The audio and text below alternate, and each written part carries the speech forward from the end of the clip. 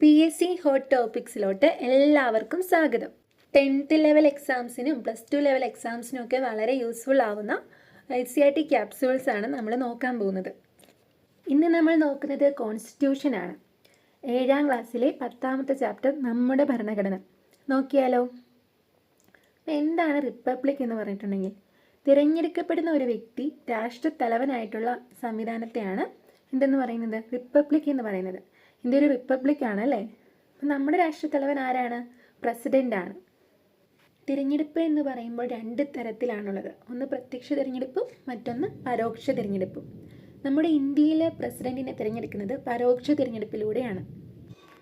Republic ദിനത്തിൽ ചെങ്കോട്ടയിൽ ദേശീയ പതാക ഉയർത്തുന്നത് രാഷ്ട്രപതിയാണ്. ഇനി റിപ്പബ്ലിക് ദിന പരേഡ് നടക്കുന്നത് എവിടെ വെച്ചിട്ടാണ്? ഇപ്പോൾ നടക്കുന്നത് കർത്തവ്യപഥത്തിൽ വെച്ചിട്ടാണ്. രാജ്പഥ് അല്ല, ഇപ്പോൾ കർത്തവ്യപഥമാണ്. ഇനി ഇന്ത്യൻ ഭരണഘടന ഔദ്യോഗികമായി നിലവിൽ വന്നതോടെ ഇന്ത്യ ഒരു പരമാധികാര ജനാധിപത്യ റിപ്പബ്ലിക്കാണ്. അതായത് 1950 ജനുവരി 26 നിലവിൽ വന്നപ്പോൾ ഇന്ത്യ ഒരു പരമാധികാര ജനാധിപത്യ റിപ്പബ്ലിക്കാണ്. എന്നാൽ നിലവിൽ എന്താണ്? പരമാധികാര സോഷ്യലിസ്റ്റ് മതേതരത്വ ജനാധിപത്യ റിപ്പബ്ലിക്കാണ് നിലവിൽ. അങ്ങനെ വന്നത് 1976 42ാം അമെൻമെൻറ്റിലൂടെയാണ്. ഭരണഘടന രൂപീകരണത്തിനായി വേണ്ടി വന്ന കാലയളവ് 2 വർഷം 11 മാസം 17 ദിവസം. നമ്മുടെ ഗൈഡിലൊക്കെ 18 ദിവസം എന്നാണ് കൊടുത്തിരിക്കുന്നത്. അപ്പം നമ്മൾ ഓപ്ഷൻ അനുസരിച്ച് വേണം എഴുതാൻ. ഇന്ത്യൻ ഭരണഘടന നിലയിൽ വന്നപ്പോൾ 395 ആർട്ടിക്കിൾസും 8 പട്ടികയും 22 ഭാഗങ്ങളുമാണ് ഉണ്ടായിരുന്നത്. എന്നാൽ നിലവിൽ 470ഓളം ആർട്ടിക്കിൾസും 12 പട്ടികയും 25 ഭാഗങ്ങളും ഉണ്ട്. ഇനി നമുക്ക് കോൺസ്റ്റിറ്റ്യൂവൻ്റ് അസംബ്ലി, ഭരണഘടനാ നിർമ്മാണ സഭ നോക്കാം. ഭരണഘടനാ നിർമ്മാണ സഭയുടെ ആദ്യ സമ്മേളനം നടന്നത് 1946 ഡിസംബർ 9-നാണ്. ആദ്യത്തെ സമ്മേളനത്തിൽ തന്നെ താൽക്കാലിക അധ്യക്ഷനായിട്ട് ഡോക്ടർ സച്ചിദാനന്ദ സിൻഹയെ തിരഞ്ഞെടുത്തു. അപ്പോൾ ആ സഭയിൽ പ്രസൻ്റ് ആയിട്ടുള്ള ആൾക്കാരിൽ ഏറ്റവും മുതിർന്ന ഒരാളെ നോക്കിയിട്ട് താൽക്കാലികമായിട്ടൊരു അധ്യക്ഷനെ തിരഞ്ഞെടുത്തു.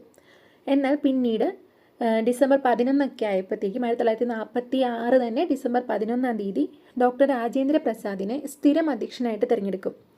അപ്പോൾ നമ്മളോട് കോൺസ്റ്റിറ്റ്യൂവൻ്റ് അസംബ്ലിയുടെ അധ്യക്ഷൻ ആരാണ് എന്നൊരു ക്വസ്റ്റ്യൻ വന്നാൽ നമ്മൾ എഴുതേണ്ടത് ഡോക്ടർ രാജേന്ദ്ര പ്രസാദ് എന്നാണ്.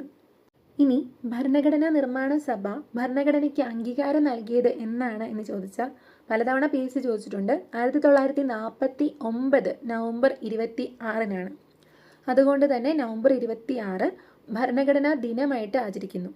തുടക്കക്കാർക്കൊക്കെ കൺഫ്യൂഷൻ വരുന്ന ഒരു പോർഷനാണിത്. അതുകൊണ്ട് തന്നെ PSC എപ്പോഴും ഇത് ചോദിക്കാറുമുണ്ട്. അപ്പം ഭരണഘടന നിലവിൽ വന്നത് എന്നാണെന്ന് എന്ന് ചോദിച്ചാൽ മാത്രമേ നമ്മൾ 1950 ജനുവരി 26 എന്ന് എഴുതാവുള്ളൂ.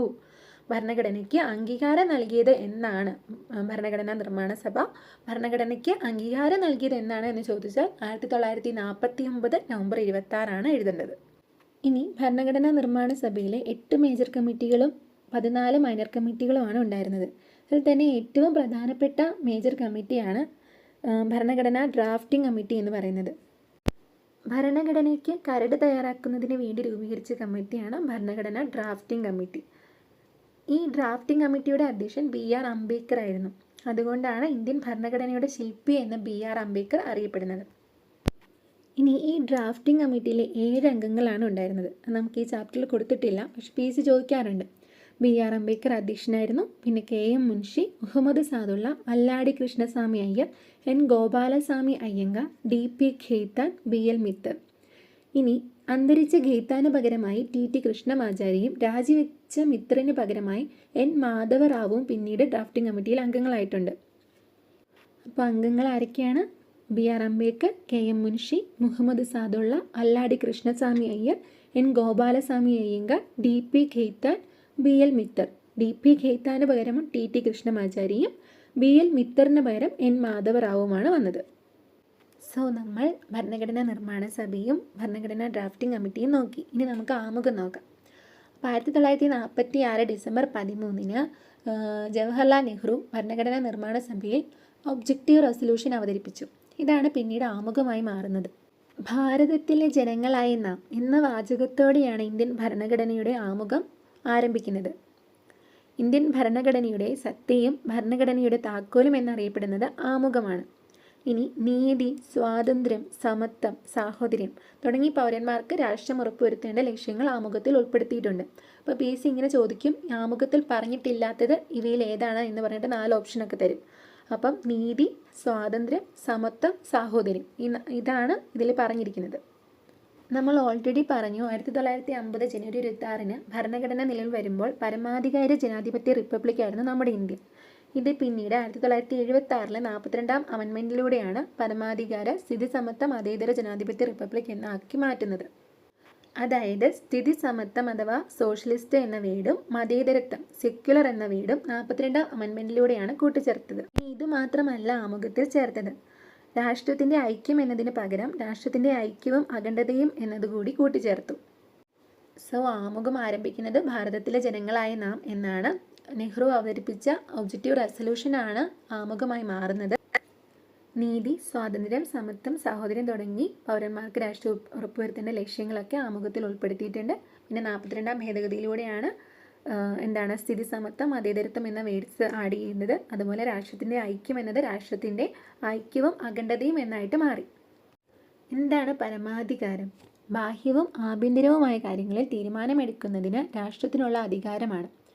ഇന്ത്യ റിപ്പബ്ലിക് ആകുന്നതിന് മുമ്പ് ഇങ്ങനെയൊരു അധികാരം നമുക്കുണ്ടായിരുന്നോ? ഇല്ല. അപ്പോൾ റിപ്പബ്ലിക് ആയതുകൂടെയാണ് നമുക്ക് പരമാധികാരം ലഭിക്കുന്നത്. സ്ഥിതി സമത്വം സമൂഹത്തിലെ സാമൂഹിക, സാമ്പത്തിക, രാഷ്ട്രീയ അസമത്വങ്ങൾ കുറച്ച് സാമൂഹിക നീതി ഉറപ്പാക്കുന്നു. നമ്മുടെ പഴയ തലമുറ അല്ലെങ്കിൽ റിപ്പബ്ലിക്കൊക്കെ ആകുന്നതിൻ്റെയൊക്കെ മുമ്പത്തെ കാലം എന്ന് പറഞ്ഞിട്ടുണ്ടെങ്കിൽ വളരെയധികം അസമത്വങ്ങൾ നിറഞ്ഞതായിരുന്നു അല്ലേ? നമ്മൾ ഹിസ്റ്ററിയൊക്കെ പഠിക്കുമ്പോൾ കാണുന്നതാണ്. അൺടച്ചബിലിറ്റിയും അതുപോലെ ജാതിയുടെ പേരിൽ മാറ്റി നിർത്തപ്പെടലും ഒക്കെ ഉണ്ടായിരുന്നു. അപ്പം അതൊക്കെ മാറ്റി അസമത്വങ്ങളൊക്കെ കുറച്ച് സാമൂഹിക നീതി ഉറപ്പാക്കണം. മതേതരത്വം ഇഷ്ടമുള്ള മതത്തിൽ വിശ്വസിക്കുന്നതിനും പ്രചരിപ്പിക്കുന്നതിനും പൗരന്മാർക്കുള്ള അവകാശം. രാഷ്ട്രം ഒരു മതത്തോടും വിവേചനം കാണിക്കില്ല, എന്നാൽ രാഷ്ട്രത്തിന് ഔദ്യോഗിക മതമില്ല. ഇത് നമ്മളോട് സ്റ്റേറ്റ്മെൻറ്റ് ഇങ്ങനെ തന്നെ ചോദിച്ചിട്ടുണ്ട്. ഇപ്പോൾ രാഷ്ട്രത്തിന് ഒരു ഔദ്യോഗിക മതം ഉണ്ടോ? ഇല്ല. ജനാധിപത്യം ജനങ്ങൾ തിരഞ്ഞെടുക്കുന്ന ജനപ്രതിനിധികളിലൂടെ ഭരണം നടത്തുന്നതിനാണ് ജനാധിപത്യം എന്ന് പറയുന്നത്. ഇനി റിപ്പബ്ലിക് എന്തായിരുന്നു? രാഷ്ട്രത്തലവനെ തിരഞ്ഞെടുപ്പിലൂടെ നിശ്ചയിക്കുന്നതിനാണ് റിപ്പബ്ലിക് എന്ന് പറയുന്നത്. ഇന്ത്യൻ ഭരണഘടനയുടെ പ്രധാന സവിശേഷതകൾ: പാർലമെന്ററി ഭരണ സമ്പ്രദായം, മൗലികാവകാശങ്ങൾ, മൗലിക കർത്തവ്യങ്ങൾ, നിർദ്ദേശക തത്വങ്ങൾ, നിയമവാഴ്ച, സംയുക്ത ഭരണ വ്യവസ്ഥ, എഴുതപ്പെട്ട ഭരണഘടന, സ്വതന്ത്ര നീതിന്യായ വ്യവസ്ഥ. ഇനി ഇവ ഓരോന്നും ഡീറ്റെയിൽഡ് ആയിട്ട് നമുക്ക് നോക്കാം. പാർലമെന്ററി ഭരണ സമ്പ്രദായം ജനങ്ങൾ തിരഞ്ഞെടുത്ത പ്രതിനിധി സഭയിലൂടെ ഭരണം നടത്തുന്ന സംവിധാനത്തെയാണ് പാർലമെന്ററി ഭരണ സമ്പ്രദായം എന്ന് പറയുന്നത്. പാർലമെൻറ്റിൻ്റെ പ്രധാന ചുമതല എന്താണ്? നിയമനിർമ്മാണമാണ് അല്ലേ? നമ്മൾ കഴിഞ്ഞ ചാപ്റ്ററിൽ പറഞ്ഞിട്ടുണ്ടായിരുന്നു. ഇനി ഇന്ത്യയിൽ പാർലമെൻ്ററി ഭരണ സമ്പ്രദായ പ്രകാരം കേന്ദ്രത്തിലും സംസ്ഥാനങ്ങളിലും തിരഞ്ഞെടുക്കപ്പെട്ട പ്രതിനിധി സഭകളുണ്ട്. കേന്ദ്രത്തിൽ പാർലമെൻ്റ് ആണെങ്കിൽ നമ്മുടെ സംസ്ഥാനങ്ങളിൽ സംസ്ഥാന നിയമസഭകളുണ്ട്. ഭരണാധികാരികളുടെ മേൽ ജനങ്ങൾക്കുള്ള അധികാരവും നിയന്ത്രണവും അവർ തിരഞ്ഞെടുക്കുന്ന പ്രതിനിധികളിലൂടെ പാർലമെൻ്ററി ഭരണ സമ്പ്രദായം ഉറപ്പാക്കുന്നു. പ്രസിഡൻഷ്യൽ സമ്പ്രദായം എന്താണ് പ്രസിഡൻഷ്യൽ സമ്പ്രദായം? ജനങ്ങൾ നേരിട്ട് ഭരണത്തലവനെ തിരഞ്ഞെടുക്കുന്ന സംവിധാനമാണിത്. ഇപ്പോഴും ഇത് നിലവിലുള്ളത് അമേരിക്കൻ ഐക്യനാടുകളിലും ഫ്രാൻസിലുമാണ്. ഇന്ത്യയിൽ ഇങ്ങനെ നേരിട്ടാണോ പ്രസിഡന്റിനെ തിരഞ്ഞെടുക്കുന്നത്? അല്ല അല്ലേ, പരോക്ഷമായിട്ടാണ്, പ്രത്യക്ഷ തിരഞ്ഞെടുപ്പിലൂടെയല്ല. സോ നമ്മൾ പാർലമെൻ്ററി ഭരണ സമ്പ്രദായം പറഞ്ഞു. ഇനി നമുക്ക് ഭരണഘടനയുടെ അടുത്ത സവിശേഷതയായിട്ടുള്ള മൗലികാവകാശങ്ങൾ നോക്കാം. ജനാധിപത്യത്തിൻ്റെ വിജയത്തിനും പൗരന്മാരുടെ സമ്പൂർണ്ണ വികാസത്തിനും വേണ്ടി ഇന്ത്യൻ ഭരണഘടന ഉറപ്പു നൽകുന്ന അവകാശങ്ങളാണ് മൗലികാവകാശങ്ങൾ. മൗലികാവകാശങ്ങൾ ലംഘിക്കപ്പെട്ടാൽ നമുക്ക് ഹൈക്കോർട്ടിനെയോ സുപ്രീം കോടതിനെയോ സമീപിക്കാം. അതായത് മൗലികാവകാശങ്ങൾ എന്ന് പറയുന്നത് ന്യായവാദത്തിന് അർഹമാണ്. ഇന്ത്യക്ക് എത്ര മൗലികാവകാശങ്ങളാണുള്ളത്? 6 മൗലികാവകാശങ്ങളാണുള്ളത്. തുടക്കത്തിൽ സ്വത്തവകാശവും മൗലികാവകാശമായിരുന്നു 7ാമതായിട്ട്. എന്നാൽ 1978-ലെ 44 അമെൻമെൻറ്റിലൂടെ ഇതെടുത്തു മാറ്റുകയും സ്വത്തവകാശം എന്നത് ഇപ്പോൾ ഒരു നിയമാവകാശം മാത്രമാണ്. ഇനി നമുക്കുള്ള 6 മൗലികാവകാശങ്ങളെ നോക്കാം. ഒന്നാമത്തേത് സമത്വത്തിനുള്ള അവകാശം, ആർട്ടിക്കിൾ 14 മുതൽ 18 വരെ. സ്വാതന്ത്ര്യത്തിനുള്ള അവകാശം 19 to 22. ചൂഷണത്തിനെതിരെയുള്ള അവകാശം 23, 24. മതസ്വാതന്ത്ര്യത്തിനുള്ള അവകാശം 25 തൊട്ട് 28 വരെ. സാംസ്കാരികവും വിദ്യാഭ്യാസപരവുമായ അവകാശം 29, 30. ഭരണഘടനാപരമായ പരിഹാരത്തിനുള്ള അവകാശം ആർട്ടിക്കിൾ 32. ഇനി ഈ ആർട്ടിക്കിൾസൊക്കെ നമുക്കൊന്ന് ഓടിച്ച് നോക്കാം. ആർട്ടിക്കിൾ 14 നിയമത്തിന് മുന്നിൽ എല്ലാവരും തുല്യരാണെന്നും എല്ലാവർക്കും തുല്യ നിയമപരിരക്ഷ നൽകണമെന്നും അനുശാസിക്കുന്നു. ആർട്ടിക്കിൾ 15 ആണെങ്കിലോ വിവേചനം പാടില്ല, ഒരു പൗരനോടും വിവേചനം പാടില്ല എന്ന് പറയുന്നു. അത് ഞാൻ ഓർത്തിരിക്കുന്നത് 15 എന്നുള്ളതിൽ 5 തിരിച്ചിടുമ്പോൾ വാ പോലെ ഇരിക്കില്ലേ, അപ്പോൾ വിവേചനം പാടില്ല ആർട്ടിക്കിൾ 15. പിന്നെ 16 എന്താണ്? അവസര സമത്വം. 17 അൺടച്ചബിലിറ്റി, അതുപോലെ അയിത്തം നിരോധിക്കുന്നു എന്ന് പറയുന്നതാണ്. നമുക്ക് PSC പഠിക്കാൻ തുടങ്ങുമ്പോൾ തൊട്ട് നമ്മൾ കേൾക്കുന്നതാണ് അല്ലേ, മഹാത്മാഗാന്ധി കീ ചെയ്യുന്ന മുദ്രാവാക്യം വിളിച്ചുകൊണ്ട് പാസ്സാക്കിയ ആർട്ടിക്കിളാണ് ആർട്ടിക്കിൾ 17. ആർട്ടിക്കിൾ 18 പദവി നാമങ്ങളൊക്കെ നിർത്തലാക്കുന്നു. ഇനി ഈ 14 മുതൽ 18 വരെയുള്ളതാണ് സമത്വത്തിനുള്ള അവകാശം. ഇനി സ്വാതന്ത്ര്യത്തിനുള്ള അവകാശം 19 to 22. 19 എന്താണ് പറയുന്നത്? നമ്മുടെ 6 മൗലിക സ്വാതന്ത്ര്യങ്ങളെക്കുറിച്ചാണ് പറയുന്നത്. ആർട്ടിക്കിൾ 20 ആണെങ്കിലോ ഒരു കുറ്റവാളിക്ക് ലഭിക്കുന്ന 3 തരത്തിലുള്ള സംരക്ഷണം. 21 ജീവിക്കുന്നതിനും വ്യക്തി സ്വാതന്ത്ര്യത്തിനുമുള്ള അവകാശം. ആർട്ടിക്കിൾ 22 നിയമവിധേയമല്ലാത്ത അറസ്റ്റിനും തടങ്കലിനുമെതിരെയുള്ള സംരക്ഷണം. ഇനി ആർട്ടിക്കിൾ 23ഉം 24ഉമാണ് ചൂഷണത്തിനെതിരെയുള്ള അവകാശങ്ങൾ. ആർട്ടിക്കിൾ 23 പറയുന്നത് മനുഷ്യക്കടത്ത്, അടിമത്തം, നിർബന്ധിച്ച് തൊഴിലെടുപ്പിക്കൽ ഇവയൊക്കെ നിരോധിക്കുന്നതിനെ പറ്റിയിട്ടാണ്. ബാലവേല നിരോധനം പറയുന്നത് ആർട്ടിക്കിൾ 24ലാണ്. ബാലവേല നിരോധനം ആർട്ടിക്കിൾ 24. അപ്പം ബാലവേല എന്നുള്ളതിനകത്തുനിന്നും 24 നമുക്ക് കിട്ടും. ഇനി ആർട്ടിക്കിൾ 25 മുതൽ 28 വരെയാണ് മത സ്വാതന്ത്ര്യത്തിനുള്ള അവകാശങ്ങൾ. 25 ഇഷ്ടമുള്ള മതത്തിൽ വിശ്വസിക്കുന്നതിനും ആചരിക്കുന്നതിനും പ്രചരിപ്പിക്കുന്നതിനുമുള്ള അവകാശവും. 26 നമുക്കല്ല മതവിഭാഗങ്ങൾക്ക് ജീവകാരുണ്യ സ്ഥാപനങ്ങൾ സ്ഥാപിക്കുന്നതിന് നോക്കി നടത്തുന്നതിനുമുള്ള അവകാശം. ആർട്ടിക്കിൾ 27 ഏതെങ്കിലും പ്രത്യേക മതത്തിൻ്റെ പ്രോത്സാഹനത്തിന് വേണ്ടി നികുതികൾ കൊടുക്കാൻ നിർബന്ധിക്കുന്നതിന് എതിരെയുള്ള അവകാശം. 28 പൂർണ്ണമായി രാഷ്ട്രത്തിൻ്റെ പണം കൊണ്ട് പ്രവർത്തിക്കുന്ന ഒരു വിദ്യാഭ്യാസ സ്ഥാപനത്തിലും മതപരമായ നിർദ്ദേശങ്ങൾ നൽകുവാൻ പാടില്ല എന്ന് അനുശാസിക്കുന്നു. ഇനി ആർട്ടിക്കിൾ 29ഉം 30ഉമാണ് സാംസ്കാരികവും വിദ്യാഭ്യാസപരവുമായിട്ടുള്ള അവകാശങ്ങൾ പറയുന്നത്. 29 ന്യൂനപക്ഷ വിഭാഗങ്ങളുടെ താല്പര്യങ്ങൾ സംരക്ഷിക്കുന്നു. 30 ന്യൂനപക്ഷ വിഭാഗങ്ങൾക്ക് വിദ്യാഭ്യാസ സ്ഥാപനങ്ങൾ ആരംഭിക്കുന്നതിനും നടത്തുന്നതിനുമുള്ള അവകാശം. ആർട്ടിക്കിൾ 32 ഭരണഘടനാപരമായ പരിഹാരത്തിനുള്ള അവകാശം. ഇത്രയാണ് നമ്മുടെ 6 മൗലികാവകാശങ്ങളും അതിനുള്ളിൽ വരുന്ന ആർട്ടിക്കിൾസും. ജസ്റ്റ് ഒന്ന് അറിഞ്ഞിരിക്കാൻ വേണ്ടി പറഞ്ഞു എന്നേ ഉള്ളൂ. ഇനി വരുന്ന ചാപ്റ്ററുകളിൽ നമ്മൾ ഇതിനെപ്പറ്റി കൂടുതൽ ഡിസ്കസ് ചെയ്യാം. അപ്പോൾ നമ്മൾ റിവൈസ് ചെയ്ത് സെറ്റ് ആയിക്കോളും.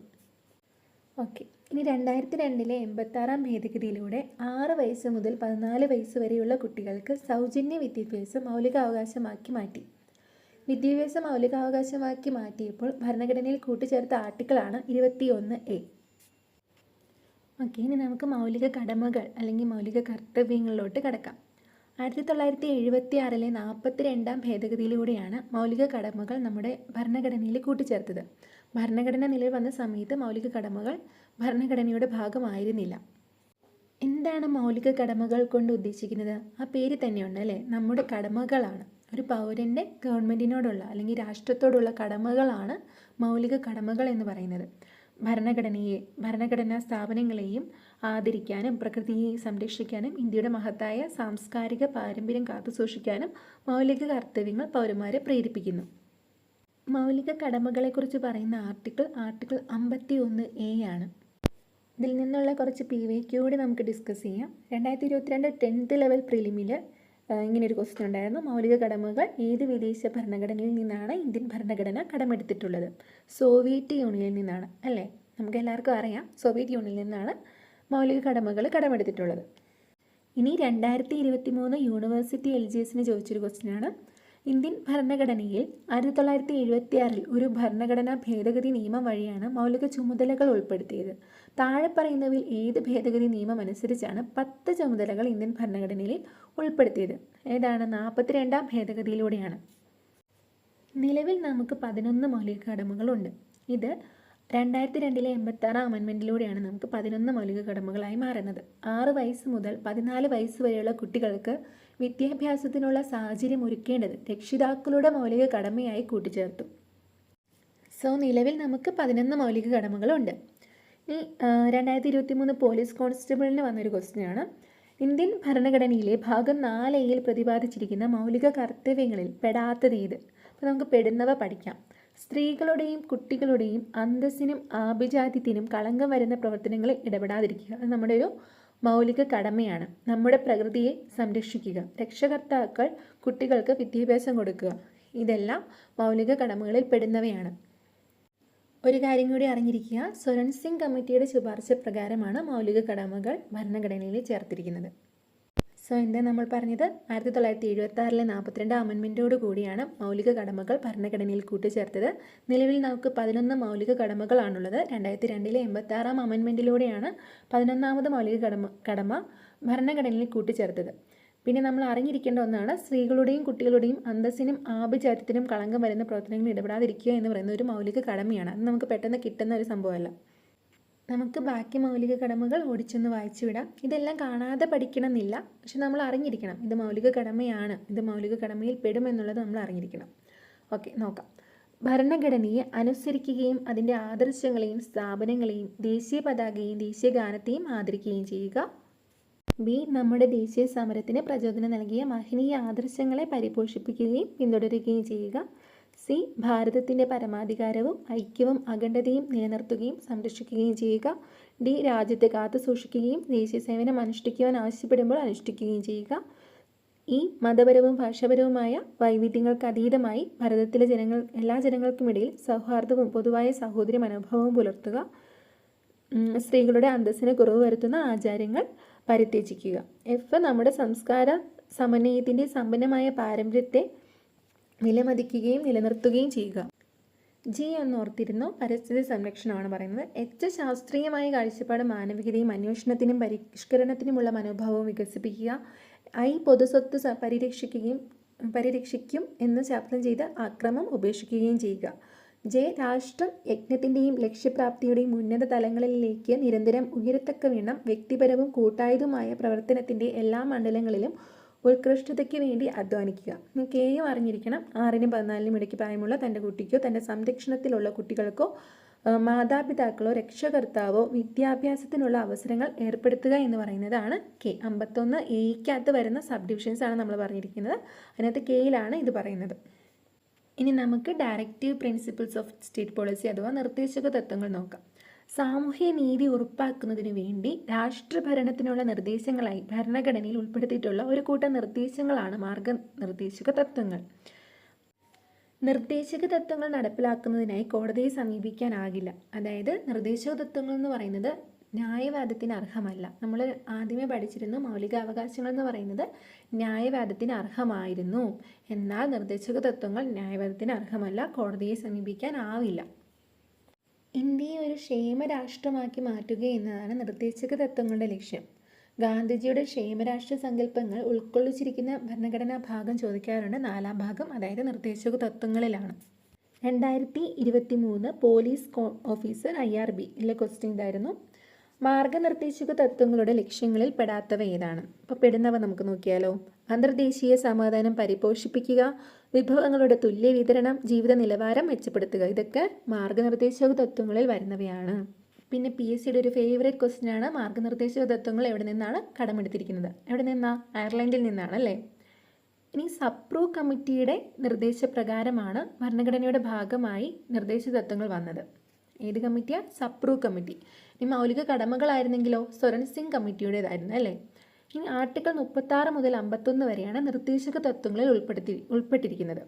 ഇനി തുല്യ ജോലിക്ക് തുല്യവേതനം, പരിസ്ഥിതി സംരക്ഷിക്കുക, എല്ലാ സ്മാരകങ്ങളും ചരിത്രപരമായ മൂല്യമുള്ള എല്ലാ സ്മാരകങ്ങളും സംരക്ഷിക്കുക, ജനങ്ങളുടെ ക്ഷേമം ഉറപ്പുവരുത്തുക, ഇതൊക്കെ നിർദ്ദേശക തത്വങ്ങളിൽ പെടുന്നവയാണ്. നമ്മളിപ്പോൾ പറഞ്ഞുകൊണ്ടിരിക്കുന്നത് ഇന്ത്യൻ ഭരണഘടനയുടെ പ്രധാന സവിശേഷതകളാണ്. ഇതിൽ നമ്മൾ പാർലമെൻ്ററി ഭരണ സമ്പ്രദായം പറഞ്ഞു, മൗലിക അവകാശങ്ങൾ കണ്ടു. മൗലിക അവകാശങ്ങൾ എന്ന് പറയുമ്പോൾ നമുക്ക് 6 മൗലിക അവകാശങ്ങളുണ്ട്. ഏതൊക്കെയാണ്? അറിയാവുന്നവരുണ്ടെങ്കിൽ സ്കിപ്പ് ചെയ്തോളൂ. ബിഗിനേഴ്സിനൊക്കെ ഹെൽപ്പ് ആവുകയായതുകൊണ്ടാണ് പിന്നെ റിപ്പീറ്റ് ചെയ്ത് പറയുന്നത്. ഓക്കെ, ഏതൊക്കെയാണ് 6 മൗലിക അവകാശങ്ങൾ? സമത്വത്തിനുള്ള അവകാശം, സ്വാതന്ത്ര്യത്തിനുള്ള അവകാശം, ചൂഷണത്തിനെതിരെയുള്ള അവകാശം, മത സ്വാതന്ത്ര്യത്തിനുള്ള അവകാശം, സാംസ്കാരികവും വിദ്യാഭ്യാസപരവുമായിട്ടുള്ള അവകാശം, ഭരണഘടനാപരമായ പരിഹാരത്തിനുള്ള അവകാശം. ബാലവേല നിരോധനം ഏത് ആർട്ടിക്കിളായിരുന്നു? ആർട്ടിക്കിൾ 24. പിന്നീട് നമ്മൾ മൗലിക കടമകൾ കണ്ടു. 1976 42 അമെൻമെൻറ്റിലൂടെ വന്നു എന്നും 11 മൗലിക കടമകളുണ്ടെന്നും ഒക്കെ കണ്ടു. ഭാഗം 4A കേട്ടോ മൗലിക കടമകൾ പറയുന്നത്.